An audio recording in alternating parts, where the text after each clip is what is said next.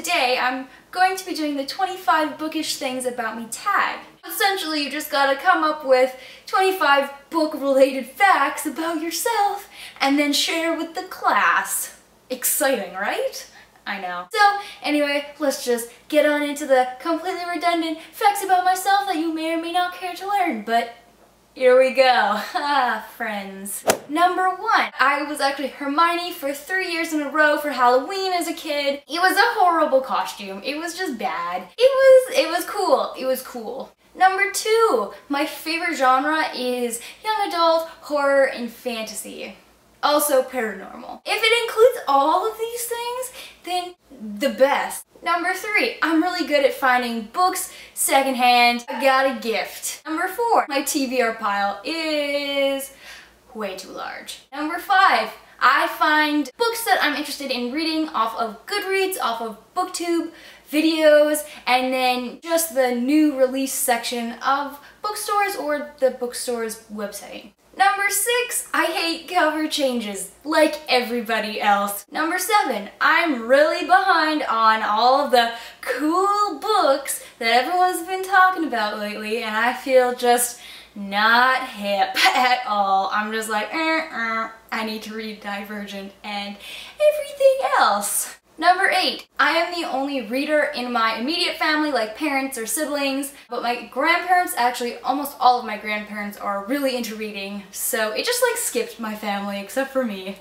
Number 9, I own a Kobo Glow, and it is beautiful for camping because it has a light, and like for reading at nighttime when I should be sleeping, the light, man, it makes it so very handy. But I mean, obviously physical books are the more correct choice when it comes to book consumption. Number 10, I am not a fan of contemporary books, like at all. That is probably my least favorite genre, which I need to kind of try and read more of just to see if I can get a taste for it. Number 11, I've always been a reader, and this probably should have been fact number 1, but yeah, I have read since forever and ever. Number 12, I read mostly on the couch, but also like on the bus, waiting for class to start, just like anywhere. Number 13, I've been kind of collecting and purging books my entire life. I would fill up my bookshelf. My parents would always make me get rid of books I didn't want to read anymore to make room for new ones, so pretty much every year I kind of continue that, so I'll just like go through all my books, and if I have no interest in reading them again, I'll put them in a pile and donate them, making room for new, beautiful, delicious books. Oh, I don't know why I said delicious, but oh, because I devour them. That makes sense.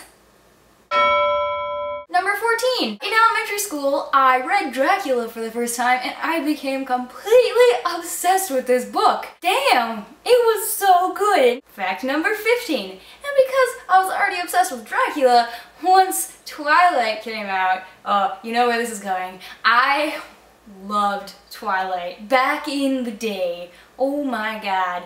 Me and my friend Jasmine were just like fangirl buddies, and we'd just be like, oh yeah! She actually like told me about the series, and we ended up going to the last 2 book midnight releases, so... Number 16, a fun day on the town for me is just going to all of the bookstores in the area, and then all of the thrift stores that also sell books. Like, that is an awesome day. Number 17, my parents always give me Archie comics for like my birthday or Christmas, and they always have since I was like a little kid. So I have a lot of Archie comics. They're awesome. I love Archie comics so much. Number 18, I absolutely love fairy tales. I'm such a sucker for them, and my favorites are probably gonna have to be Thumbelina and the 12 Dancing Princesses. Number 19, as a child and in high school, in the library, I would always volunteer to stack shelves, just like helping around the library. I was in like, they called it the library club in middle school, and that was just like go in on your lunch break and just help them put books away, and I essentially like did that in all of my schools up until like grade 10 or 11, but I never worked in a library, so I never got paid for it, which is probably a bad career choice, because I probably would be just super fantastic at it. Number 20, Scholastic book sales made my childhood. Essentially, every year they would give out these little paper kind of newspapery things, and it would have a list of all these books you could buy. and I would always take it home and I would circle like almost all of the books on the thing and be like, I want them all. And my parents would usually be like, no Sarah, we'll buy you one book. And they would like set up the library as like this traveling gypsy book sale, which I thought was fantastic. And I almost always would get like a Captain Underpants book or like an Amazing Days of Abby Hayes book. But yeah, it just like made me so much more excited about books. I don't know, I just thought it was amazing. Number 21, I am switching to Team Hardback. My entire life I've always just kind of been like, nah, I don't like hardcover books. But just like holding them seemed awkward, and they were always so much more expensive because in Canada they're usually like $8 to $10 more expensive to get the hardcover version. So I'd always just be like, nah, softcover's the way to go. But now that I'm like trying to have a pretty collection, just the sight of ruined books, look at this thing, but it's like a mess. This is a mess. But so now this like screwed up book is chilling on the bookshelf, and if this wasn't a hardcover, the book itself is gonna stay nice and like this is gonna be unbroken, and I don't know. So yeah, now I'm Team Hardcover. Number 22. So my go-to gift for any occasion for anybody is always first off gonna be a book. First I'm like, okay, what book can I get you that you would maybe sort of like? And that's kind of how I base all of my gift giving off of, but now I need to rethink that just because I want books for every occasion doesn't mean that my friends and or family will as well. So yeah, I need to reel it in.